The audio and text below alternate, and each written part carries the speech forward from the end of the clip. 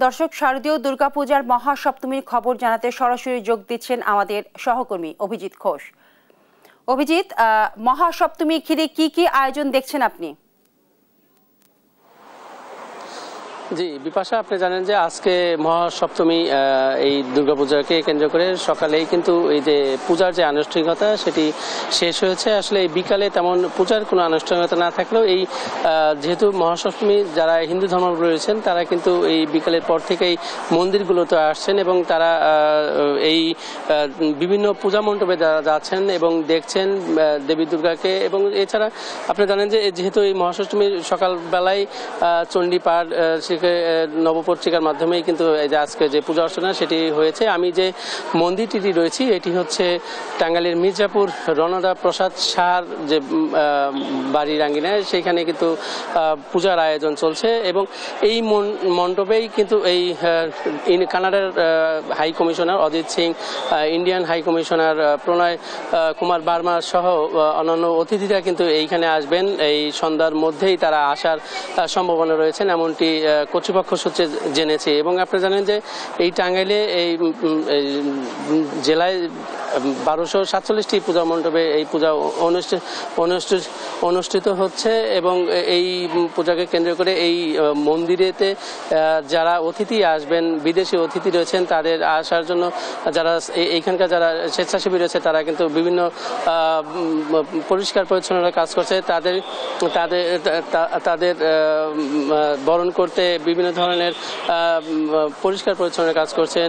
আইন শৃঙ্খলা বাহিনীর সদস্যরা এখানে মোতায়েন করা হয়েছে এবং এর পাশাপাশি তাদের নিরাপত্তার জন্য বিভিন্ন স্তরের যারা রয়েছেন তারা এইখানে রয়েছেন, যাতে এই যারা বিদেশি অতিথি রয়েছে তারা তাদের সব দিক থেকে। এবং আপনি জানেন যে এই রণদা প্রসাদ শাহর বাড়িতে যে মির্জাপুরের সবচেয়ে বড় পূজা অনুষ্ঠিত হচ্ছে এবং এই পূজাকে কেন্দ্র করে যারা এইখানে এসেছেন তারা মন্দিরে এসেছেন, তারা প্রতিমা দেখছেন এবং বলছেন যে এবারে যে দুর্গাপূজা সেটি তারা এই মন্দিরে এই দুর্গাপূজা কেন্দ্র করে তাদের প্রত্যাশা যে দেশ এবং মঙ্গল কামনায় তারা প্রার্থনা করছেন মা দুর্গার কাছে। এবং এই যে দেবী দুর্গার পাশাপাশি তার যে 4টি সন্তান রয়েছে, কার্তিক, গণেশ, লক্ষ্মী, সরস্বতী, এই সকলকে নিয়ে আসলে এইবারের যে আয়োজন, এটা আমরা একটু কথা বলবো। এই যারা এই যে পূজা, এই যে এবার দেবী দুর্গার যে পূজা, এটা কি প্রত্যাশা করছেন, কেমন আয়োজন ছিল এখানে? আয়োজন তো দারুণ ছিল, আর প্রত্যাশা হচ্ছে সবাই এসে একসঙ্গে যাতে আনন্দ উপভোগ করতে পারে, সেটা তো দেখে ভালো লাগলো, সবাই উপভোগ করছি। মানে কখন এসেছেন, কে কে এসেছেন? আচ্ছা, আমরা এসেছি 2টো নাগাদ। আমার মা আর এক আন্টি এসছেন আমরা ঢাকা থেকে আর কি। হ্যাঁ, এখন দুপুরে দেখে এখন ফেরত যাচ্ছি। আমরা একজন পেয়েছিলাম, ইনি ঢাকা থেকে এসেছেন শুধুমাত্র এই মির্জাপুরের রণদা প্রসাদ শাহর মন্দিরে দেখার জন্য। আমরা একটু কথা বলবো। এই যে কোথায় এসেছেন, কি দেখতে এসেছেন, কেমন লেগেছে? আমি ইন্টারভিউ দিই না। আচ্ছা, উনি কথা বলবেন না। এই যে প্রথমে ইয়েতে কেন্দ্র করে তারা এইখানে এসেছেন এবং কথা বলছেন। এই যে এইখানে কি প্রস্তুতি চলছে অতিথিদের আগমন উপলক্ষে? এখানে হচ্ছে আমাদের মেয়েরা ডিউটি করছে, যারা মন্দির ডিউটিতে ছিল। পরবর্তীতে হোমসের শিক্ষার্থীরা এসে নাচ পরিবেশন করবে। দুর্গাপূজা উপলক্ষে ওরা নাচবে। কি কি প্রোগ্রাম হবে সন্ধ্যার পরে? সন্ধ্যার পরে গান, নাচ আর ঢাকের একটা প্রোগ্রাম আছে। মানে কোন কোন শিক্ষার্থীরা এখানে থাকবে? এখানে first year, second year, class 8, class 9 এরাই। এই যে পূজা, এই যে দেবী দুর্গার যে পূজা, এটার প্রত্যাশা কেমন? অনেক ভালো। আমরা এই জায়গায় হোমসের মেয়েরা পুরো 3 দিন এই জায়গায় থাকি। আমরা অনেক মজা করি এই জায়গায়। বাবা মা ছাড়া এই জায়গায় পূজায় অনেক ভালো লাগে। তিনি বলছেন তিনি হচ্ছে এই হোমসেই পড়াশোনা করেন। এবারে তিনি এইখানেই তিনি পূজা কাটিয়েছেন এবং এই অতিথিদের আগমন কেন্দ্র করে এখানে একটি সাংস্কৃতিক অনুষ্ঠানের আয়োজন করা হয়েছে। সব মিলিয়ে আসলে টাঙ্গাইলে এখন পর্যন্ত কোনো অপ্রীতিকর ঘটনা ঘটেনি দুর্গাপূজাকে কেন্দ্র করে। এই ছিল টাঙ্গাইলের দুর্গাপূজা নিয়ে আমার কাছে সর্বশেষ। বিপাশা। হ্যাঁ অভিজিৎ, আপনাকে ধন্যবাদ।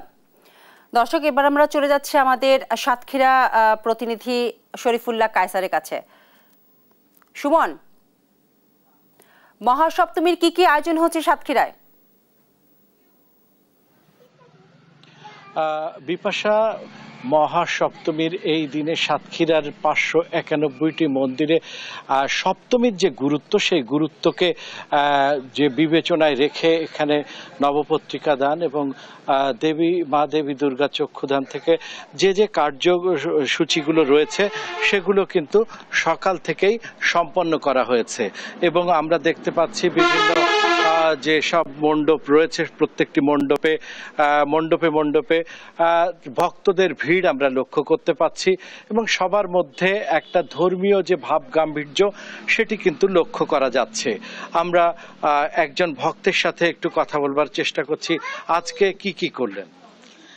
আজকে আমাদের নবপত্রিকা ছিল, মার চক্ষুদান ছিল। আজকে চক্ষুদান মার প্রাণ প্রতিষ্ঠার মধ্য দিয়েই আমাদের আজকে মাকে আবাহন, এবং আমরা আজকেই মনে করি মা আমাদের ভিতরেই আসছে, তিনি বাপের বাড়ি আসছেন, আমাদের ভিতরে এসছেন। আমরা সেই আনন্দে আমরা মা নবপত্রিকাও উদযাপন করছি, এখানে পুজো দিছি, সপ্তমীর অঞ্জলি দিছি, প্রসাদ বিতরণ করছি। তারপরে ভক্তদের উদ্দেশ্যে, দেশবাসীর উদ্দেশ্যে আমাদের যে পুরোহিত থাকেন তিনি হচ্ছে তাদের শান্তি কামনা করেন। মার আহ্বানে আমাদের যে প্রকৃতি যেন কাশফুল দিয়ে যে প্রকৃতির যে বর্ণিল অবস্থানটা প্রকাশ পায় আমাদের ভিতরে, সাজে মানে নতুন নবরূপের সাজে আমরা সেজে উঠি। নবরূপের সাজে সেজেছেন ভক্তরা, একইভাবে প্রতিমার যে সাজসজ্জা সেটিও আমরা লক্ষ্য করেছি এবং ভক্তদের মধ্যেও আমরা একই চিত্রই লক্ষ্য করেছি। এই ছিল সাতক্ষীরার যে 591টি যে পূজা মণ্ডপ রয়েছে, সব মণ্ডপেরই চিত্র কিন্তু ভক্তদের মধ্যে একই রকম, একই সাথে কিন্তু উৎসবেরও রূপটি লাভ করেছে। এই ছিল বিপাশা সাতক্ষীরা থেকে। সুমন এবং অভিজিৎ, আপনাদের দুজনকেই ধন্যবাদ। শারদীয় শুভেচ্ছা আপনাদের দুজনকে।